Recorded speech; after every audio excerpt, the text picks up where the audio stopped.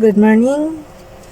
Today is 27 August 2023. Magbasa tayo nating libro guys. Magandang balita, Biblia. Nandito na tayo sa book ng Joshua, chapter 22. Basa. Joshua, chapter 22, ang altar sa tabi ng Jordan. Joshua chapter 22 verse 1. Pagkatapos tinipon ni Joshua ang mga mandirigma ng lipi ni Ruben, ni Gad at kalahati ng lipi ni Manases. Verse 2, sinabi niya, tinupad ninyo ang lahat ng tagubilin sa inyo ni Moises na lingkod ni Yahweh at sinunod ninyo ang bawat utos ko. Verse 3, hanggang sa panahong ito'y hindi ninyo pinabayaan ang mga kapatid ninyong Israelita, tinupad ninyong mabuti ang lahat ng ipinag-utos ni Yahweh na inyong Diyos. Joshua chapter 22 verse 4, at ngayon naibigay na ni Yahweh na inyong Diyos sa inyong mga kapatid ang kapayapaang ipinangako niya. Kaya umuwi na kayo sa inyong mga tahanan sa kabila ng Jordan, sa lupaing ibinigay sa inyo ni Moises na lingkod ni Yahweh. Verse 5, huwag lamang ninyong kakalimutang sundin ang mga tagubilin at kautosang ibinigay ni Moises sa inyo. Ibigay ninyo si Yahweh na inyong Diyos, sundin ninyo ang kanyang kalooban at tuparin ang kanyang mga utos. Maging tapat kayo sa kanya at paglingkuran ninyo siya ng buong puso at kaluluwa. Verse 6, binasbasan sila ni Joshua at umuwi na sila. Ang kalahati ng lipi ni Manases. Pasensya na sa ingay ng electric fan guys. Mainit, sobra. Okay, Joshua chapter 22 verse 7. Ang kalahati ng lipi ni Manases ay binigyan ni Moises ng lupain sa Bashan.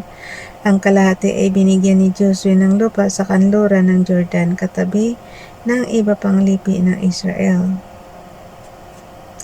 Nang sila'y pauwi na, binasbasan sila ni Joshua, verse 8, at sinabi sa kanila, mayayaman kayong babalik sa inyo, maraming baka, ganito, pilak, ginto, pilak, tanso, bakal, at mga damit.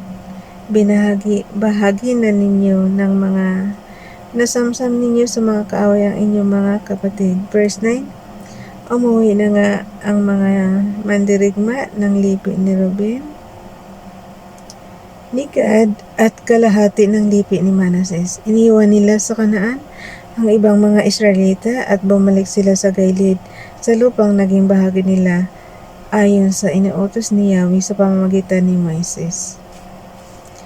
Verse 10, pagdating nila ng Jordan na nasa panig ng Kanaan, nagtayo sila ng isang mataas at malaking altar sa tabi ng ilog. Verse 11, nalaman ito ng ibang mga Israelita at ganito ang kumalat na usap-usapan. Alam ninyo, nagtayo ang mga lipi ni Ruben, ni Gad at ng kalahati ng lipi ni Manases ng isang altar sa hangganan ng Kanaan bago tumawid ng Jordan. Verse 12, pagkarinig nito'y nagtipon-tipon sila sa Shiloh at sumandang digmain ang nasabing mga lipi.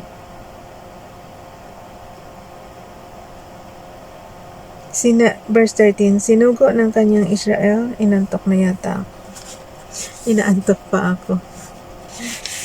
Verse 13, sinugo ng bayang Israel si Phinehas na anak ng paring si Eleazar upang kausapin ang mga lipi ni Ruben, ni Gad at kalahati ng lipi ni Manases. Verse 14, may kasama siyang 10 pinuno ng mga angkang buhat sa bawat lipi ni Israel. Bawat isa sa kanila ay pinuno ng mga angkan sa kanilang mga lipi. Joshua chapter 22 verse 15. Pagdating sa Gilead, sinabi nila sa mga lipi ni Ruben, ni Gad at kalahati ng lipi ni Manases. Verse 16, ito ang ipinapasabi sa inyo ng buong sambayanan ni Yahweh.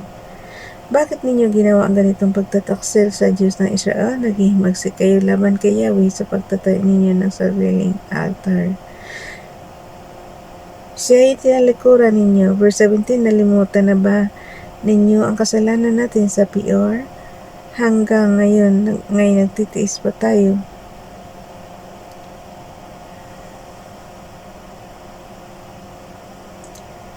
Hanggang ngayon nagtitiis pa tayo sa parusang salot na iginawat ni Yahweh sa atin.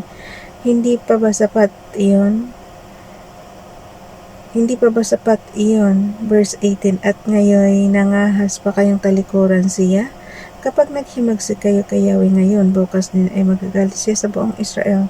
Verse 19, kaya kung ang inyong lupain ay hindi angkop sa pagsamba sa Kanya, tumawid kayo sa gawin namin sa kinaroroonan ng Kanyang tabernakulo. Doon na kayo manirahan, huwag lamang kayo magtayo ng ibang altar maliban sa altar ni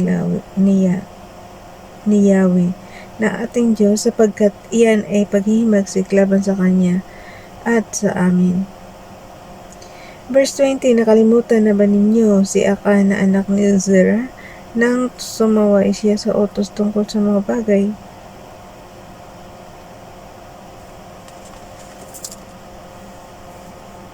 Okay. Tungkol sa mga bagay na dapat sunugin, kasama niyang naparusahan ang buong Israel. Hindi lamang siya ang namatay dahil sa kanyang kasalanan. Verse 21, parang lang kasalanan ng isa, kasalanan na ng lahat. Verse 21, sumagot ang mga lipi ni Ruben, ni Gad at kalahati ng lipi ni Manasseh sa mga pinuno ng mga angkan ng Israel. Verse 22, si Yahweh ang Diyos ng mga Diyos, si Yahweh ang makapangyarihan sa lahat, at si Yahweh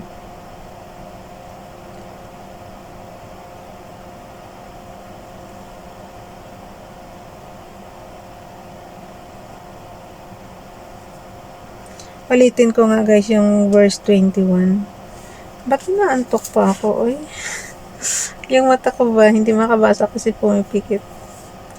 Verse 21, sumagot ang mga lipi ni Ruben, ni Gad at kalahati ng lipi ni Manasseh sa mga pinuno ng mga angkan ng Israel. Verse 22, si Yahweh ay Diyos ng mga Diyos, si Yahweh ang makapangyarihan sa lahat, siya lamang ang Diyos. Alam niya kung bakit ginawa namin ito, at dapat din ninyong malaman, kung kami sumuway at kung kami nagtaksel kay Yahweh, wag na niya kaming hayaang mabuhay sa araw na ito. Verse 23, kung nagtayo kami ng sariling altar upang suwayin si Yahweh, kung nag-alay kami ng handog na susunugin o handog na pagkaing bote o handog na pinagsasaluhan, parusahan nawa kami ni Yahweh. Verse 24, ginawa namin ito sa takot na baka dumating ang araw na sabihin ng inyong mga anak na sa aming mga anak, ano ang kinalaman ninyo kay Yahweh ang Diyos ng Israel? Verse 25, siya na rin ang nagtakda na ang ilog Jordan ay maging hangganang maghihiwalay sa atin. Kayong mga lipi ni Ruben at ni Gad ay walang bahagi kay Yahweh na Diyos ng Israel. Kapag nangyari iyon, ang aming mga anak ay maaring hadlangan ng inyong mga anak sa pagsamba kay Yahweh. Verse 26, ang totoo, itinayo namin ang altar na ito, hindi upang pagsunugan o pag-alayan ng mga handog. Verse 27, itinayo namin ito upang maging bantayog para sa amin,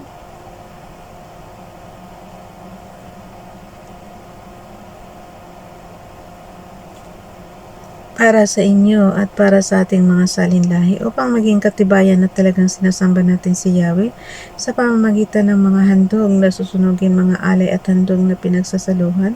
Sa ganon, hindi masabi ng inyong mga anak sa aming mga anak, wala kayong pakialam kay Yahweh. Verse 28, at kung sakaling mangyari ito, masasabi ng aming mga anak, tingnan ninyo, nagtayo ang aming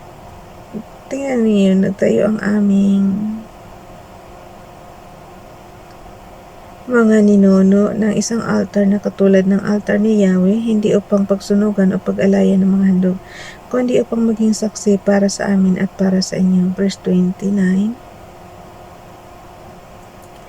kailan may hindi namin inisip sumuway kay Yahweh o tumalikod sa Kanya, hindi kami nagtayo ng iba pang altar na pagsusunugan ng handog o pag-aalaya ng handog na pagkaing butil o paghandog na pinagsasaluhan bukod sa altar ni Yahweh, sa altar na nasa harap ng Kanyang tabernakulo. Verse 30, narinig ni Phinehas at ng mga pinuno ang mga angkan ng Israel. Okay, ulitin ko verse 13. Narinig ni Phinehas at ng mga pinuno ng mga angkan ng Israel sa nakasama niya ang sinabi ng mga lipi ni Ruben, Gad at Manases at nasiyahan sila. Verse 31, kaya sinabi sa kanila ni Phinehas, ang anak ng paring si Eleazar, alam na namin ngayon na kasama natin si Yahweh sa araw na ito. Hindi kayo nagtaksal kay Yahweh, kaya iniligtas ninyo ang Israel sa parusa ni Yahweh. Verse 32, iniwan ni Phinehas at ng mga pinuno ng mga angkan ang mga lipi ni Ruben at ni Gad sa lupain ng Gilead.